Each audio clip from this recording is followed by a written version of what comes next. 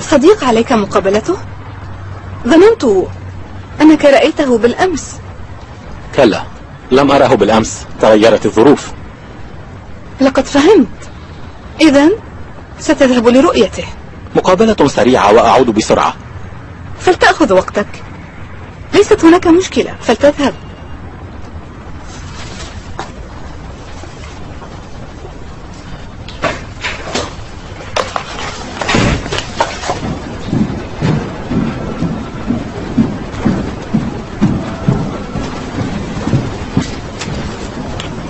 إنه يغادر.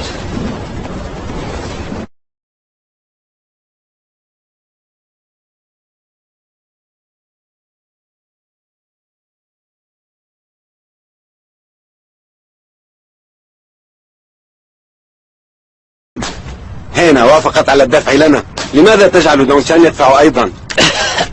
أنت مغفل كبير، لقد أصبنا عصفورين بحجر واحد. هذا حظنا. أنت تغش. سأخذ هذه. لكن هنا أمرتنا أن ندعه شأنه.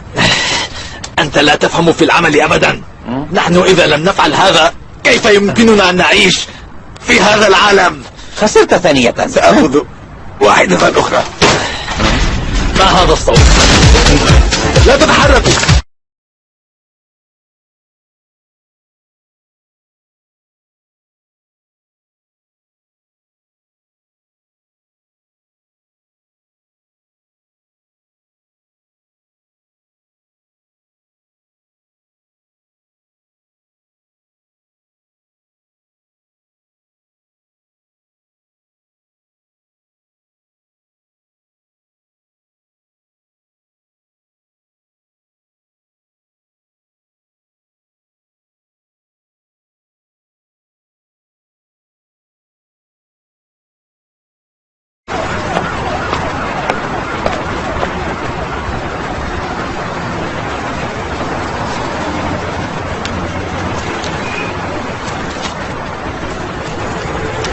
هل هو معهم أيضا سيدتي؟ لا أعتقد، هو لم يفعل شيئا سيئا.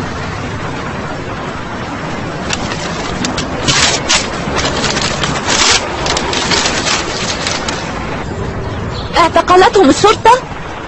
أنا أتعجب، لا أعرف ما الذي يجري ومن أبلغ عنهم.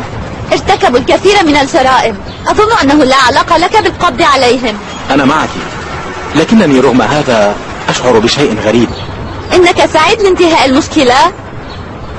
سأغادر العمل الآن، فلتمر بي لنحتفل بهذه المناسبة. أود هذا لكن لا أستطيع، سأحضر الآنسة.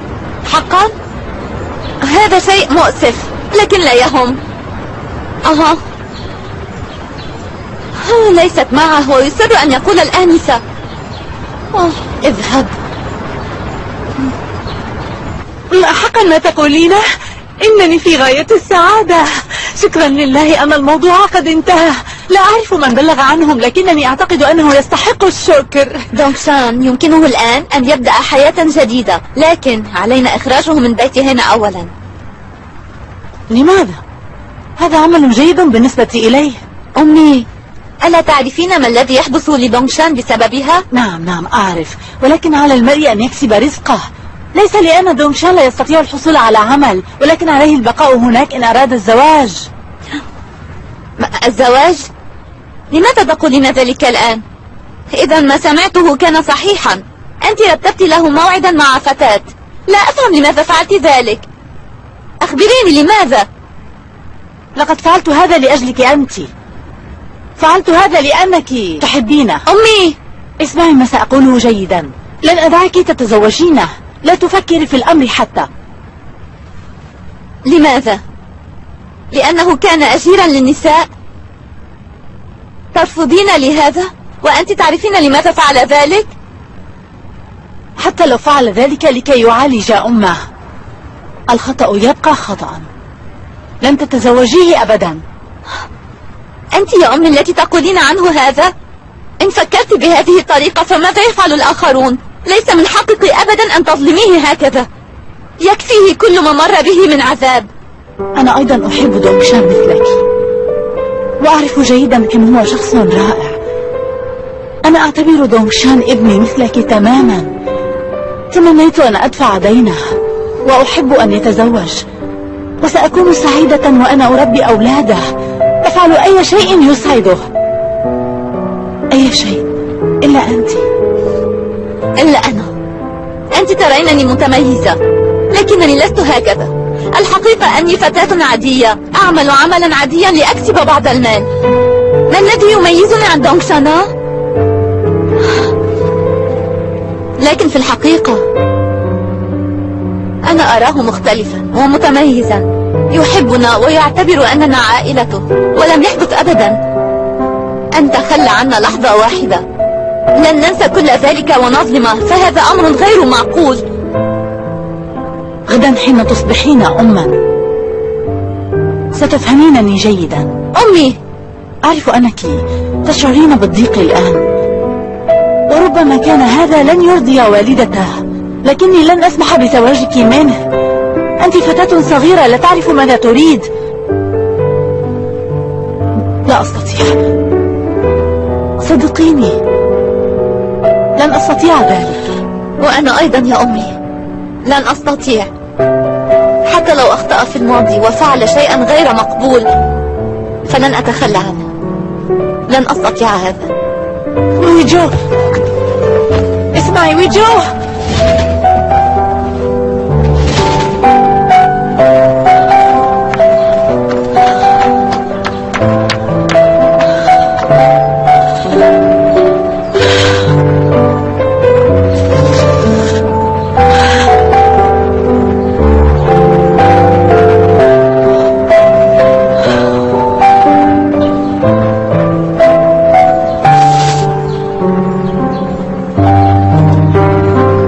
متضايقة، لابد أن تتحدثي معه. يجب أن تفهمي ما هي أسبابه. النساء دائما ما يغفرن، فلتحاولي أن تمنحيه فرصة أخرى. أظنك على حق، علي أن أفعل هذا. سأعطيه فرصة. بالمناسبة، أتفهم طريقة تفكير النساء لأنك كنت أجير نساء؟ ماذا؟ هل صدمت لأنني عرفت حقيقتك؟ كيف عرفت هذا؟ أخبرني من تسميهم أصدقائك. عرفت أنك وعدتهم ب100 مليون. آنستي، كيف لم أدرك هذا؟ لقد كان واضحا من البداية، منذ أن أصبحت خادمي. عندما كنت تأتي إلى غرفتي وتدربني على المواعدة والتقبيل،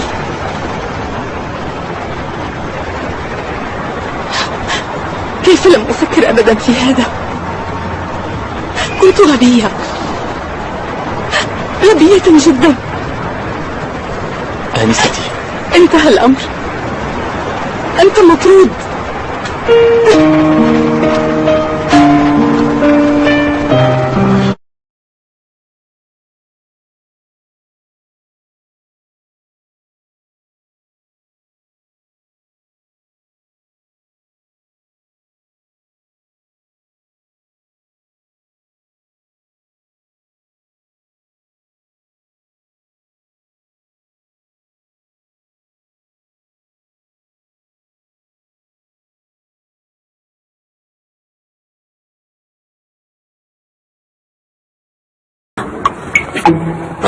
قولي.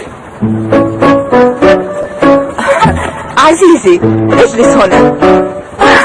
ماذا تفعلان؟ ترى ما الذي تخبئانه عني؟ هل هناك سر؟ لا يمكن أن نخبرك. كيف هذا؟ ولم لا أعرف الموضوع؟ لأنك فرفاية. اصمت أنت. أريدك أن تذهبي لصديقتك التي تبيع الأزهار وجدي شيئا سيئا في تاريخ سيو. ولماذا تريد ذلك؟ تفضلي. ما هذا؟ هي له من متجر صغير. جون ميوك، أراك في كل مكان من هذه الأيام ولا أعرف لماذا.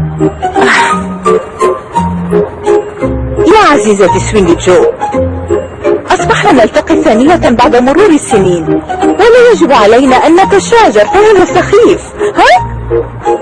لماذا لا نتعامل كصديقتين كما كنا في الماضي؟ هذا يسعدني. حسنا، ربما هذا أفضل.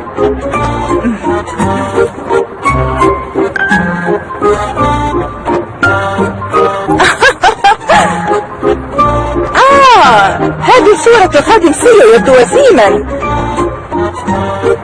لكن منذ متى بدأ في العيش هنا؟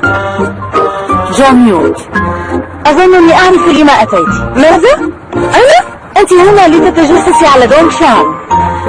لا، ليس صحيحا. لماذا؟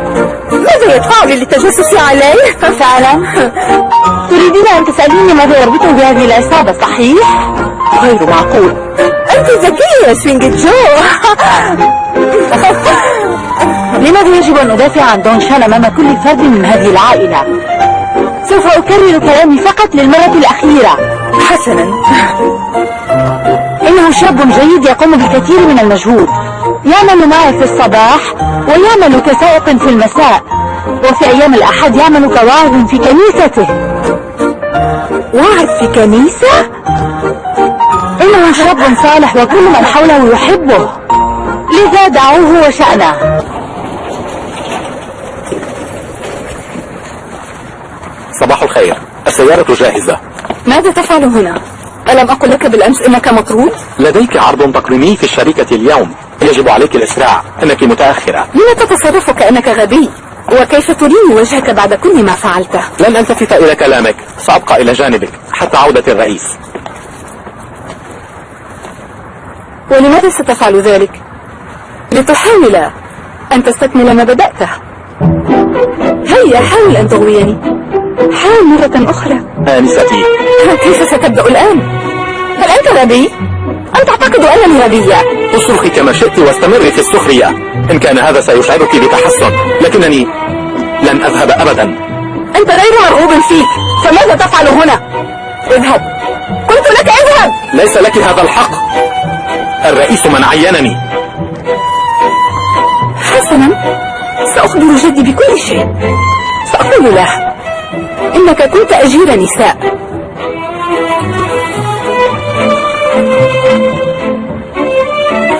حسنا، كما تريدين، أخبريه. ماذا؟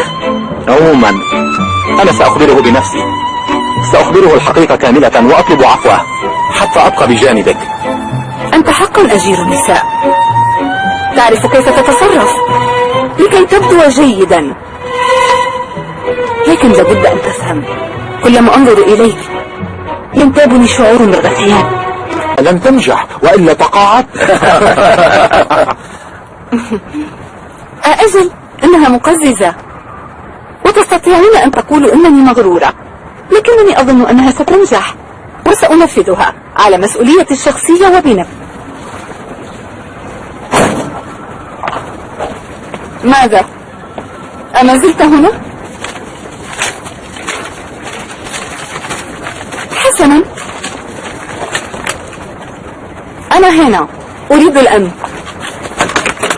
التي تبيع الأزهار، وجدي شيئا سيئا في تاريخ سيو. ولماذا تريد ذلك؟ تفضلي. ما هذا؟ يا له من متجر صغير. جون ميوك، أراك في كل مكان من هذه الأيام ولا أعرف لماذا. يا عزيزتي سوينج جو، أصبحنا نلتقي ثانية بعد مرور السنين، ولا يجب علينا أن نتشاجر فهذا سخيف. ها؟ لماذا لا نتعامل كصديقتين كما كنا في الماضي؟ هذا يسعدني. حسنا، ربما هذا أفضل.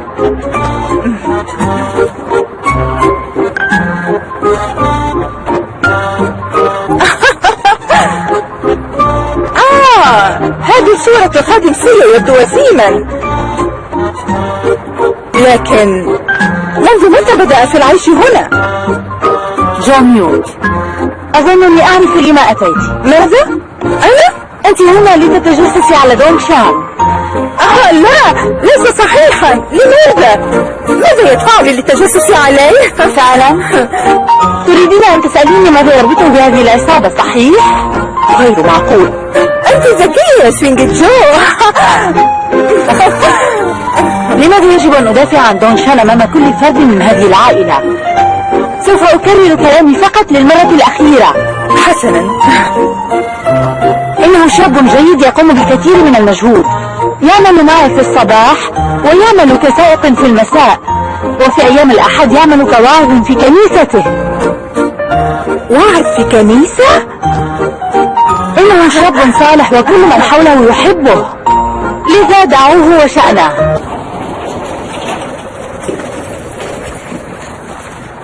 صباح الخير، السيارة جاهزة. ماذا تفعل هنا؟ ألم أقل لك بالأمس إنك مطرود؟ لديك عرض تقديمي في الشركة اليوم، يجب عليك الإسراع، إنك متأخرة. لم تتصرف كأنك غبي؟ وكيف تريني وجهك بعد كل ما فعلته؟ لن ألتفت إلى كلامك، سأبقى إلى جانبك حتى عودة الرئيس. ولماذا ستفعل ذلك؟ لتحاول أن تستكمل ما بدأته. هيا حاول أن تغويني. حاول مرة أخرى. آنستي، كيف ستبدأ الآن؟ هل أنت غبي؟ أم تعتقد أنني غبية؟ اصرخي.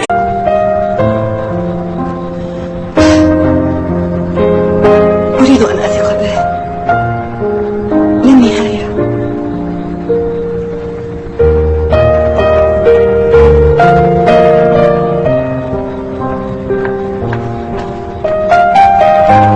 أخيرا،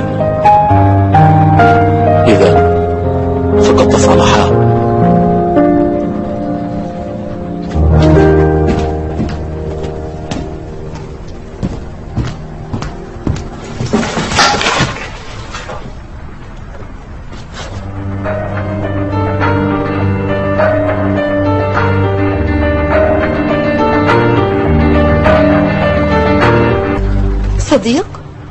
صديق عليك مقابلته؟ ظننت أنك رأيته بالأمس. كلا، لم أره بالأمس، تغيرت الظروف. لقد فهمت. إذن ستذهب لرؤيته. مقابلة سريعة وأعود بسرعة. فلتأخذ وقتك، ليست هناك مشكلة، فلتذهب.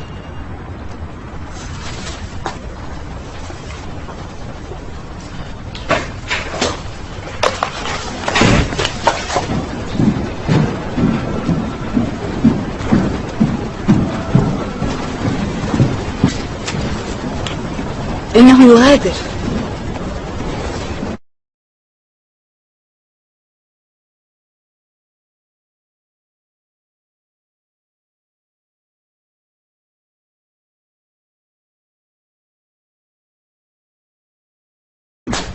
هنا وافقت على الدفع لنا، لماذا تجعل دونغ شان يدفع أيضا؟ أنت مغفل كبير، لقد أصبنا عصفورين بحجر واحد. هذا حظنا. أنت تغش. سأخذ هذه. لكن هنا أمرتنا أن ندعه وشأنه. أنت لا تفهم في العمل أبدا. نحن إذا لم نفعل هذا كيف يمكننا أن نعيش في هذا العالم؟ خسرت ثانية. سأخذ واحدة أخرى. ما هذا الصوت؟ لا تتحركوا.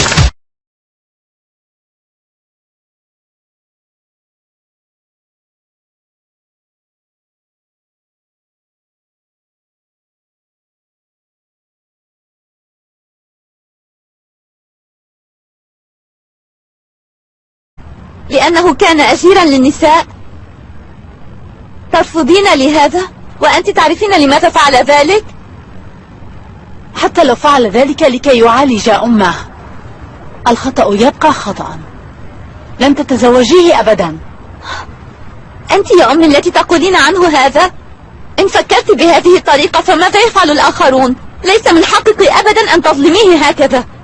يكفيه كل ما مر به من عذاب. أنا أيضا أحب دونغ شان مثلك، وأعرف جيدا كم هو شخص رائع. أنا أعتبر دونغ شان ابني مثلك تماما. تمنيت أن أدفع دينه، وأحب أن يتزوج، وسأكون سعيدة وأنا أربي أولاده. أفعل أي شيء يسعده، أي شيء. إلا أنت. إلا أنا. أنت ترينني متميزة، لكنني لست هكذا. الحقيقة أني فتاة عادية أعمل عملا عاديا لأكسب بعض المال. ما الذي يميزني عن دونغ شانا؟ لكن في الحقيقة أنا أراه مختلفا ومتميزا، يحبنا ويعتبر أننا عائلته، ولم يحدث أبدا أن تخلى عنا لحظة واحدة. لن ننسى كل ذلك ونظلمه، فهذا أمر غير معقول. غدا حين تصبحين أما ستفهمينني جيدا. أمي، أعرف أنك تشعرين بالضيق الآن، وربما كان هذا لن يرضي والدته، لكني لن أسمح بزواجك منه. أنت فتاة صغيرة لا تعرف ماذا تريد. لا أستطيع، صدقيني لن أستطيع ذلك. وأنا أيضا يا أمي لن أستطيع، حتى لو أخطأ في الماضي وفعل شيئا غير مقبول فلن أتخلى عنه. لن أستطيع هذا. ويجو، اسمعي ويجو.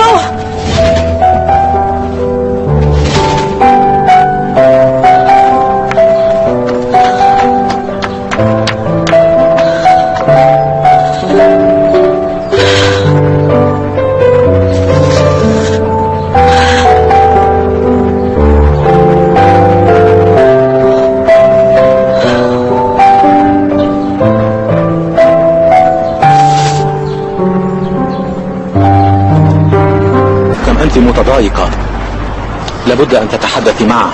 يجب أن تفهمي ما هي أسبابه. النساء دائما ما يغفرن، فلتحاولي أن تمنحيه فرصة أخرى. أظنك على حق، علي أن أفعل هذا. سأعطيه فرصة. بالمناسبة، أتفهم طريقة تفكير النساء لأنك كنت أجير نساء؟ ماذا؟ هل صدمت لأنني عرفت حقيقتك؟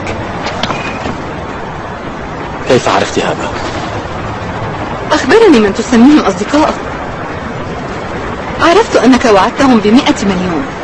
آنستي، كيف لم أدرك هذا؟ لقد كان واضحا من البداية، منذ أن أصبحت خادمي. عندما كنت تأتي إلى غرفتي وتدربني على المواعدة والتقبيل،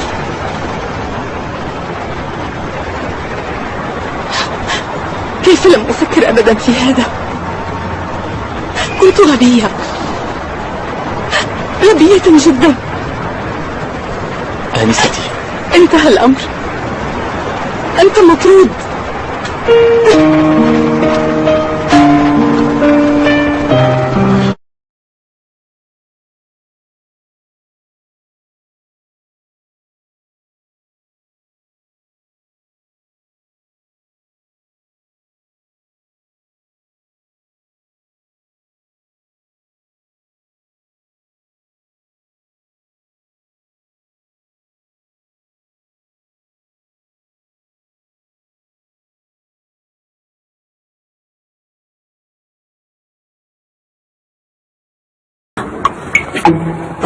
قولي. عزيزي، اجلس هنا. ماذا تفعلان؟ ترى ما الذي تخبئانه عني؟ هل هناك سر؟ لا يمكن أن نخبرك. كيف هذا؟ ولم لا أعرف الموضوع؟ لأنك سرسارة. اصمت أنت. أريدك أن تذهبي لصديقتك.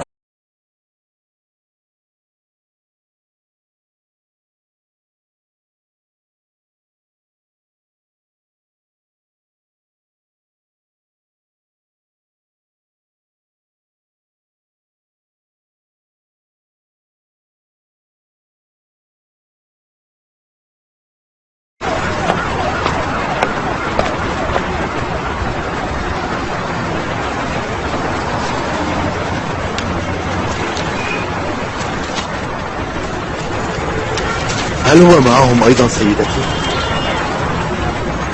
لا أعتقد. هو لم يفعل شيئا سيئا.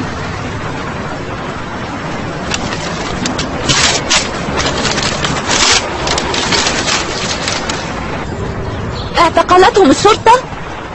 أنا أتعجب، لا أعرف ما الذي يجري ومن أبلغ عنهم. ارتكبوا الكثير من الجرائم. أظن أنه لا علاقة لك بالقبض عليهم. أنا معك، لكنني رغم هذا أشعر بشيء غريب. إنك سعيد لانتهاء المشكلة؟ سأغادر العمل الآن، فلتمر بي لنحتفل بهذه المناسبة. أود هذا لكن لا أستطيع. سأحضر الآنسة. حقا؟ هذا شيء مؤسف، لكن لا يهم. ليست معه ويصر أن يقول الآنسة. اذهب. حقا ما تقولينه؟ إنني في غاية السعادة. شكرا لله أن الموضوع قد انتهى. لا أعرف من بلغ عنهم، لكنني أعتقد أنه يستحق الشكر. دونغشان يمكنه الآن أن يبدأ حياة جديدة، لكن علينا إخراجه من بيتهن أولا. لماذا؟ هذا عمل جيد بالنسبة إليه. أمي، ألا تعرفين ما الذي يحدث لدونغشان بسببها؟ نعم أعرف، ولكن على المرء أن يكسب رزقه. ليس لأن دونغشان لا يستطيع الحصول على عمل، ولكن عليه البقاء هناك إن أراد الزواج. الزواج؟ لماذا تقولين ذلك الآن؟ إذا ما سمعته كان صحيحا. أنت رتبت له موعدا مع فتاة. لا أفهم لماذا فعلت ذلك. أخبريني لماذا؟ لقد فعلت هذا لأجلك أنت. فعلت هذا لأنك تحبينه. أمي، اسمعي ما سأقوله جيدا. لن أدعك تتزوجينه. لا تفكري في الأمر حتى. لماذا؟